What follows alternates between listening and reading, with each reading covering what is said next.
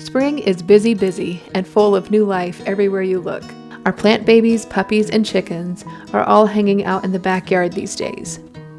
In this video, I'm planting my porch containers, and guys, we had a hailstorm a few days ago. I'll let you know how that turned out. Rosita is working on her kitchen garden at the house and has a relaxing indoor project to share with you too. And yes, married life is great. Putting this valve in here. Start over.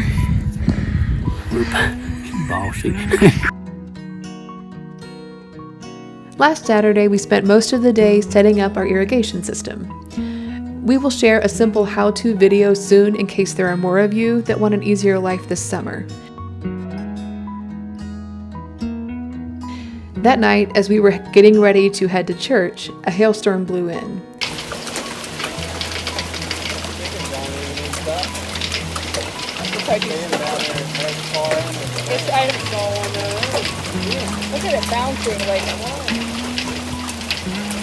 It lasted for at least 10 minutes, but the hail was small and the damage was limited. We lost a half dozen tomato plants, a couple cabbages, but thankfully the rest of the garden was spared. The much-needed rain that came with the hail really gave the garden a boost. The lone planter on my porch still had dead branches of pine and magnolia stuck in it from Christmas, so I tackled that project next. I like to do my own planter combinations. This year I chose caladiums, begonias, and rounded it out with a silver vine and some geraniums I grew from seed. I first filled my containers to the halfway point with rocks and leaf compost so it doesn't take so much potting soil. And also, the rocks help to keep it from blowing away in a storm. As I've learned, I've got to prepare for storms here in Arkansas. The porch where these planters will be on is mostly shade, so I wanted a shade-loving combo. A friend once told me that if you want your DIY planters to look like the stunning planters you get from the greenhouse, you have to fertilize them every week. Maybe y'all already knew that, but I'm kind of a willy-nilly gardener. And as y'all know from last week's video, I've already neglected to fertilize my garden plants. So I've set myself a weekly reminder to fertilize all the plants.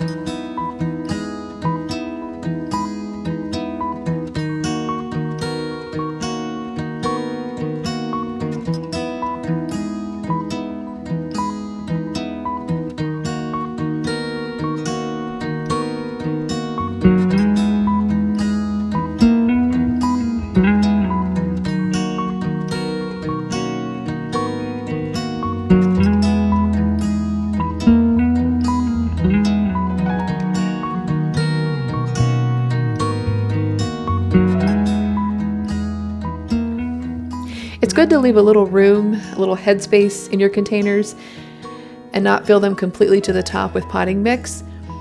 This makes watering easier down the road, but after planting and watering the pots, I realized that I hadn't put enough potting mix into the containers. So I ended up pulling the plants back out the next day, adding more potting mix, and replanting them into a fuller container. It would have taken forever for them to grow big enough to make a statement, so I'm glad I took the time to do that. Spring is such a busy time, and this spring we decided to make it busier by tilling my no-till beds.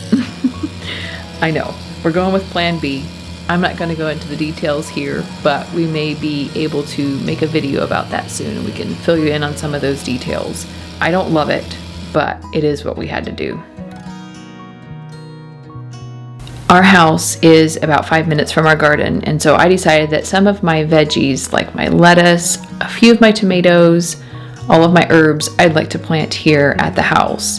I got the idea to use a window box, this 36-inch long window box, for my lettuce and put it on my porch. Lettuce ripens quickly, and I didn't want to have to run out to the garden to get my lettuce for dinner.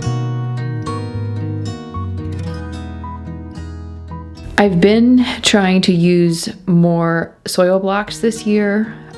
We typically will start all of our seeds in a 3/4 inch soil block and then bump them up to either a larger soil block or then a plastic insert. To be honest, we just used a lot of plastic inserts over the years because it's easier But I've been trying to do this where I bump up a 3/4 into a 2-inch soil block, and it actually works really well. It also saves a bit on cost.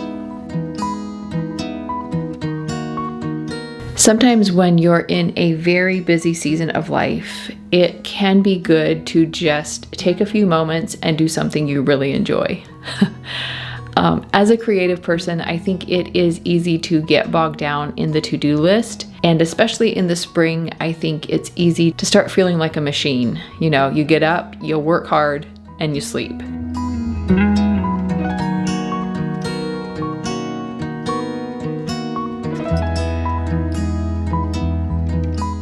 One thing I find relaxing is hand embroidery, and I've been wanting to make a pillowcase for just a pillow I have here. I have a down insert that doesn't have a cover.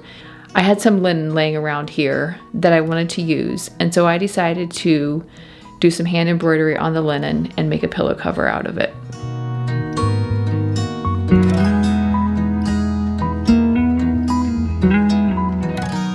Hand embroidery may not be your thing, but I'm sure there's something that you find relaxing or enjoyable when you are in a busy season. And I'd encourage you just to take a little bit of time, find something that you really love, or remember something that you really love, and take the time to do it.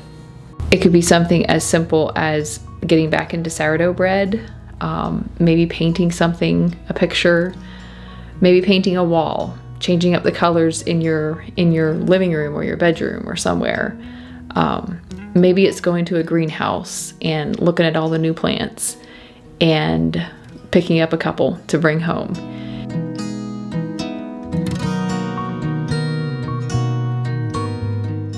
It doesn't take much to put some creativity back into your life if you just take a little bit of time to think about it. And it doesn't have to be anything grand, and maybe what you need is just an afternoon reading or something simple. But I do think it is important to just pause every once in a while and take time to build ourselves back up so that we have the energy, the ability to think, the ability to stay the task and finish up what we've started.